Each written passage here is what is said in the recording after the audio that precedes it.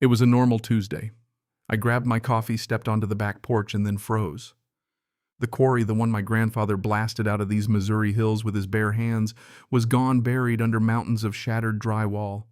Rusted refrigerators rolled over the edge, contractor trash piled up so thick it looked like it was eating the sky. 3 generations of hard work, blood, sweat, and rock turned into the HOA's private garbage dump overnight. I didn't move for a moment, the coffee burning my hand, my heart sinking with every second I stared at that mess. And right there on my property line stood Karen, the HOA president. Latte in hand, that smug grin plastered across her face. It didn't just piss me off, it woke something inside me I didn't know I had. What happened next? Well, it changed everything for her. And I mean everything. Now, I don't know about you, but if you've ever had neighbors come in and trash something that means the world to you while grinning like it's their personal playground, drop "trashed" in the comments. Tell me where you're from, because this story's about to get real dark. Let me take you back about 3 years, because this all started with gravel. My name's Daryl Voss, and I grew up in Carthage County, Missouri, where the hills smell like wet limestone after a storm, where the cicadas drown out the radio in August, and where a man's property is about as close to religion as you can get around here. My grandfather, Ernest Voss, bought 42 acres of rocky land back in 1961, land nobody else wanted. He spent 20 years running a small limestone quarry selling aggregate to contractors. When my father took over in the 80s, he modernized the equipment and turned it into a legitimate business. By the time it came to me, the quarry was winding down. The limestone seam had mostly played out. What I had left was a beautiful cathedral-like pit about 100 feet deep and 40 yards wide, half filled with groundwater that turned a stunning shade of turquoise. Locals called it Voss Pond. Kids had been sneaking in there to swim for decades. I didn't mind. It's just how we did things in Carthage County. But here's where things get complicated. About 8 years ago, a developer named Preston Whitfield built a subdivision next to mine, Ridgerest Estates. They marketed it to retirees and remote working professionals, promising country living with all the modern amenities. Sounds nice, right? Except they built it on a former cow pasture that flooded every spring. And with that subdivision came the Ridgerest Estates Homeowners Association, the HOA, and with it Constance Farwell. Constance was 63, a retired regional sales manager who'd thrown herself into controlling everything around her. She color-coded her recycling bins and sent certified letters about lawn height. She'd been the HOA board president since its founding, winning every election either by overwhelming support or some form of quiet intimidation. It was hard to tell. The first time I met her was at a county zoning meeting. She showed up with a 3-ring binder, a laser pointer, and a petition signed by 62 residents opposing my application to convert part of the quarry into a swimming and recreation area. Her argument: property values. She said that phrase 11 times in 12 minutes. I lost that zoning application by 1 vote. Constance smiled at me afterward, not cruelly, but like a chess player who'd just taken my queen and wanted me to know it was effortless. That should have been my first warning.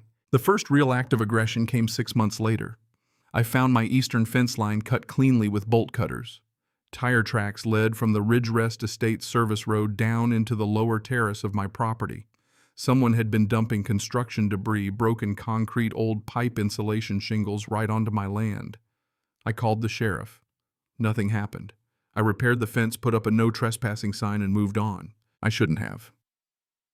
3 weeks later, after a materials auction, I came home to find my gate hanging open again. Fresh tire tracks in the mud. This time it wasn't a few loads. Someone had backed a full contractor's trailer down my road and dumped 8 to 10 cubic yards of mixed construction waste into the quarry. The smell hit me from 30 feet away, the stench of damp drywall and old adhesive. It stuck in my throat and didn't let go for hours. I didn't feel rage right away.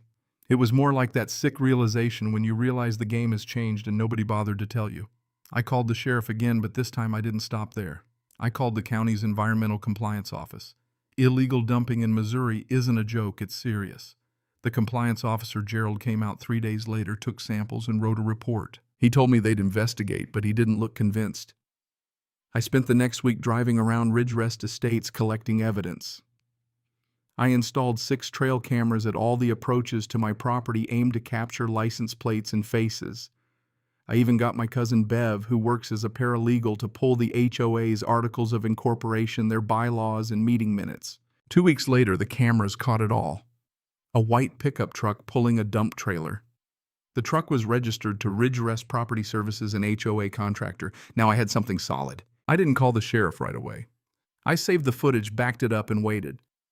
The thing about bullies with organizational power is they don't stop when you don't react. They think your patience means weakness. But I was calm. I was methodical. A month later, I got a letter from the HOA. They were petitioning the county to reclassify my property as a waste disposal site. My quarry, once a place of beauty, was now being turned into a legal dump site. The letter stated it was to help clean up the community, but we both knew what they were really after. I laughed when I read it. Not a happy laugh, a bitter one. I called Bev. She referred me to Augusta Crane, a property rights attorney in Springfield.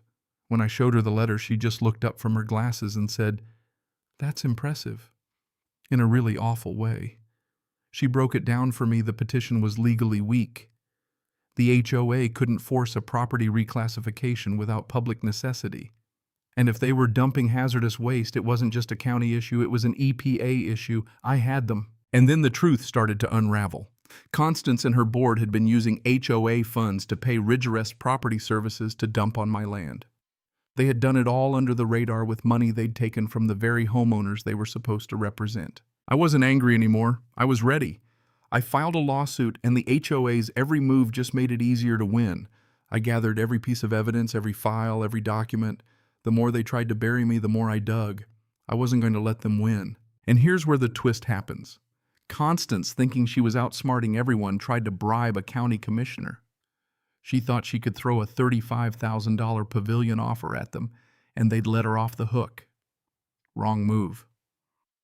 One of the commissioners blew the whistle, and that became another legal mess for her. Things got worse for her from there. She started targeting the homeowners who had signed the recall petition, sending them violation notices for the smallest things, unapproved mailboxes, lawn heights, you name it. It was classic HOA bullying. But it was also illegal. I made sure every one of those notices went straight to my lawyer's desk. It got personal when she started calling my business clients, trying to ruin my reputation. But that didn't work either.